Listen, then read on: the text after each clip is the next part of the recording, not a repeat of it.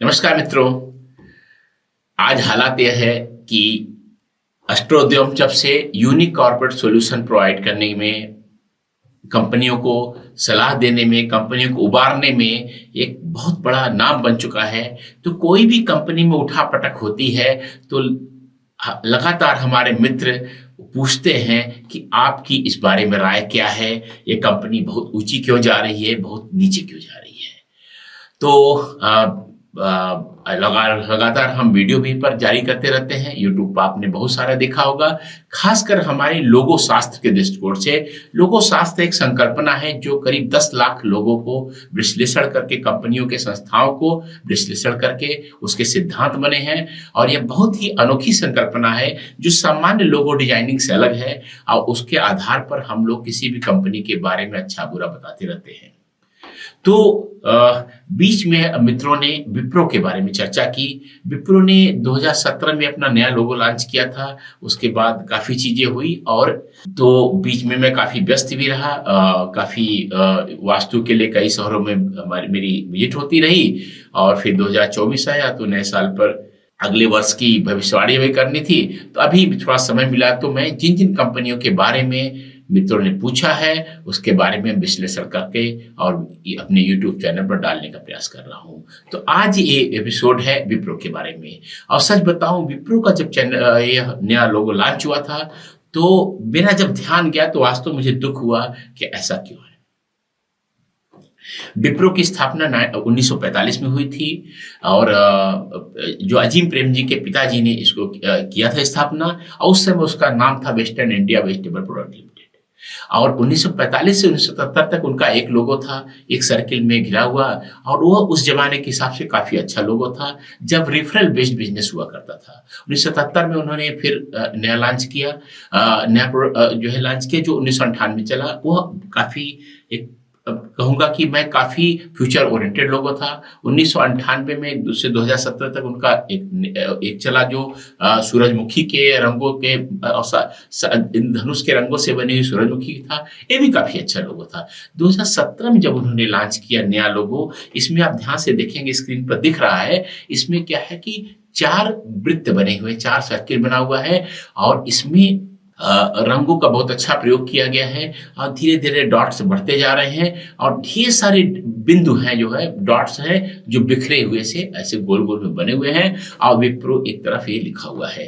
पहले जो 2017 तक जो लोगो चल रहा था उसमें विप्रो जो लिखा हुआ था इंद्रधनुष के नीचे साथ, वो कैपिटल लेटर में था, इसमें स्मॉल लेटर में है। तो यह परिवर्तन किया 2017 में जब लोगो लॉन्च हुआ।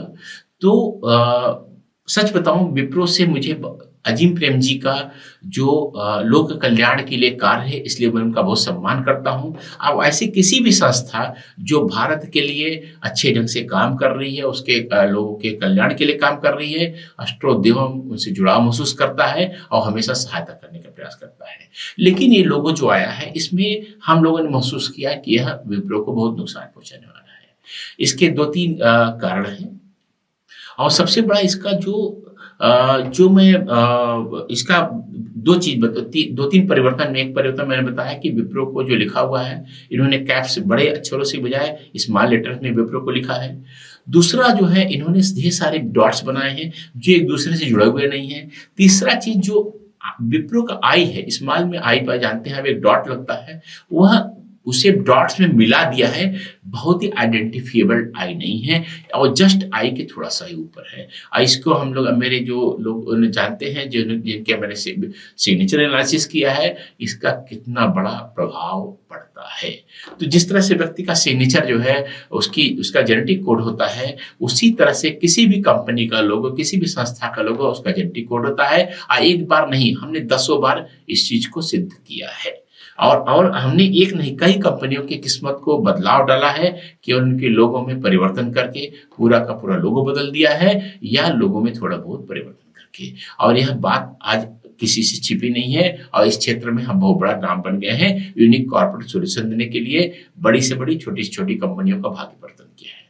तो ये जो लोगो नया बना हुआ है, जो जिसको 2017 से प्रयोग किया है, यह जो इसकी सबसे बड़ी जो कमी है, सबसे बड़ी कमी यह है कि आपस में कोऑर्डिनेशन की कमी, संयोजन की कमी। क्या होगा कि विप्रो की अलग अलग जो यूनिट्स जो है अपने अलग अलग काम करेंगी और आपस में जो कोऑर्डिनेशन, आपस में संयोजन लगभग खत्म हो जाएगा।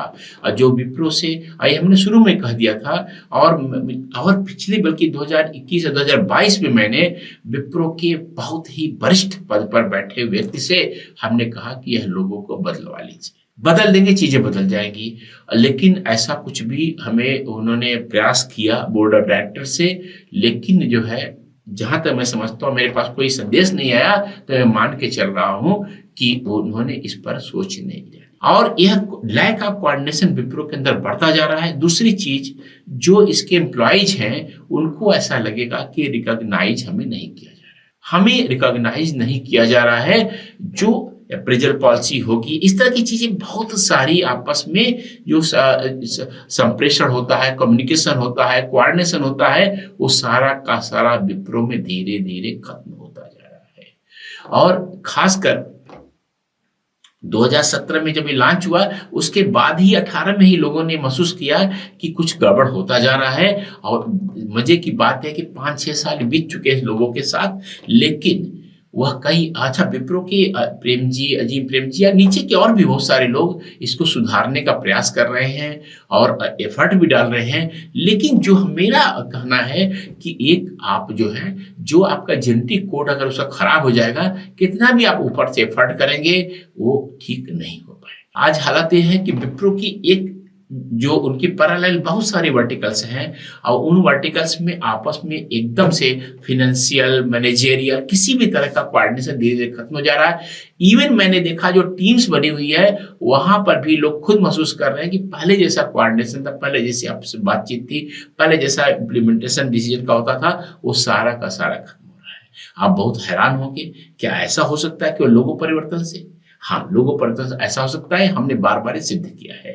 या ऐसा भी कह सकते हैं कि जब ऐसा होना होता है तो लोगों ऐसा बन। तो ये विप्रो के लोगों की कहानी और उसके जो प्रॉब्लम आ रही है, मैं ऐसा समझता हूं कि फिनेंशियली चूंकि विप्रो का इतना बड़ा काम हो गया तो फिनेंशियली शायद उतना खराब प्रभाव न पड़े, लेकिन ये सब कहने के बावजूद इंटरनल मैनेजमेंट धीरे धीरे खराब होता जाएगा और इसको संभाला नहीं गया तो यह बहुत बड़ी खराब स्थिति आ सकती है और कोई बहुत बड़ा झटका विप्रो को लग सकता है।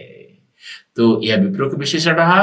और अगर आपको किसी भी कंपनी, किसी भी कॉर्पोरेट जो बड़ी आपको लगता है कि बहुत तेज बढ़ रही है, बहुत बढ़ रही है, तो आप मुझे रिफर कर सकते हैं, या जिसने आपको लगता है कि लोगों अचानक बड़ा परिवर्तन किया है उसको भी रिफर कर सकते हैं। मैं बहुत ही तार्किक ढंग से और जो होना होगा वह आपको अपने वीडियो में बताऊंगा।